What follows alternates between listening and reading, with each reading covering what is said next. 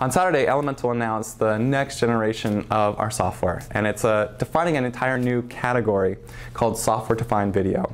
And what we're seeing is that with the rapid evolution of consumer requirements due to very rapidly evolving consumer landscape in terms of number of devices, networks they're consuming on, and expectations around how they will receive the content, you require a software-based solution to keep up with that rapid evolution. And you couple that with the fact that the underlying commodity off-the-shelf hardware, CPUs from Intel and GPUs from NVIDIA, have gotten much, much faster over the past couple of years. And the analogy I like to use is, if you look back to the mid-90s when MPEG-2 first came out, to do a single MPEG-2 stream, you needed about a 20 RU of dedicated hardware to get one MPEG-2 stream out. Software that was fast enough to do a single MPEG-2 stream took about 3 or 4 years to come to fruition. Well now, if you're seeing 4K P60 from Elemental with the HEVC compression format, we've been demonstrating that with customers for about 6 months. And you're not going to see dedicated hardware that can support that format for another 12 to 18 months. So software has gone from being about 2 to 3 years behind to 2 to 3 years ahead, a 5 to 6 year swing in a very short amount of time. Elemental builds multi-screen video processing software. That means we take video that was originally destined for legacy networks, maybe over-the-air broadcast or managed service IPTV or cable, and we repurpose that video so it can be delivered over any network to any device that has an IP connection.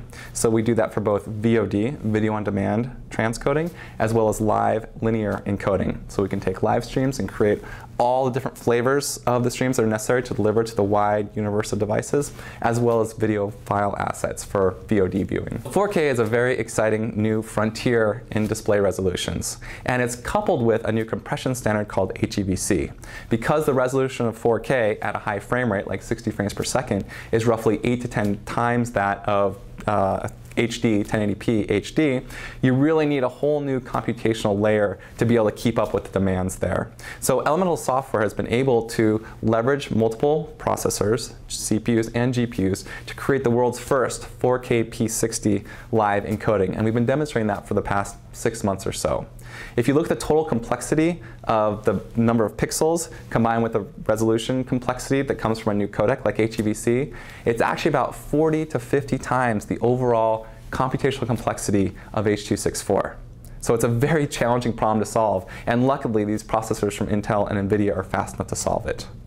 Now, I think the really interesting thing about software is how it gives us the flexibility to run our platform on any type of infrastructure. We can run on-prem appliances, we can run on virtual machines, and we can run in the cloud, public cloud, which we've announced with Amazon. So looking at some of the things we've announced here at NAB. On the public cloud front, we power all the BBC's Video Factory implementation. And so the BBC has taken their entire iPlayer infrastructure and moved it from on-premise to the Amazon public cloud, leveraging Elemental Cloud to do so. That's one example. We've announced a really exciting partnership with Ericsson. Ericsson makes a very impressive hardware-defined encoder that is, in our opinion, the best hardware-based encoder on the market. They have created a new platform called the Ericsson Virtualized Encoding Platform that can actually simplify the complexity of very complicated deployments that might have some hardware-based encoders for certain services and software-based encoders for other services by leveraging Elemental, who, in their opinion, has the best quality at a given bit rate, and their own hardware, which has, in our opinion, the best quality at a given bit rate. They are able to give their customers a best-in-class solution, regardless of what architecture those customers want to run on. That's two examples. Let's look at Adobe Primetime. Elemental has been at the forefront of providing Primetime integration services. So we support things like Adobe Access for DRM. We support the Primetime Player SDK. We support the Adobe Pass authentication infrastructure. We support the digital program insertion for ad replacement and ad insertion. We've worked very closely with Adobe for years to do this, and our software-based platform enables us to do so very easily and rapidly. So you really get a good kind of sense of we power things in the cloud on BBC, we power things on-prem with Ericsson, we power things in the Primetime workflow, and the software-enabled portion of the business makes it all possible. I think one final point is that we're also powering the world's first 4K P60 demos in HEVC with CDN partners like Akamai and Level 3. So Elemental's software-based architecture is powerful enough to do 4K P60 while also doing all these really interesting integrations with the world's leading media brands.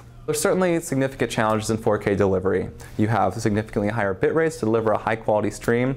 We're seeing about 20 megabit being necessary to deliver a high quality 4K P60 stream. So your average OTT connection is not going to support that. I think you'll see the first really high quality sporting events delivered over satellite, for example, because they don't have the same bandwidth constraints. That said, the biggest challenge at this exact point in time is the client devices. The ecosystem is coming together, but we're still waiting on certain chipsets and we're waiting on software packages that allow clients to decode 4K P60, 4K P30 at high frame rates without dropping frames, without stuttering, etc.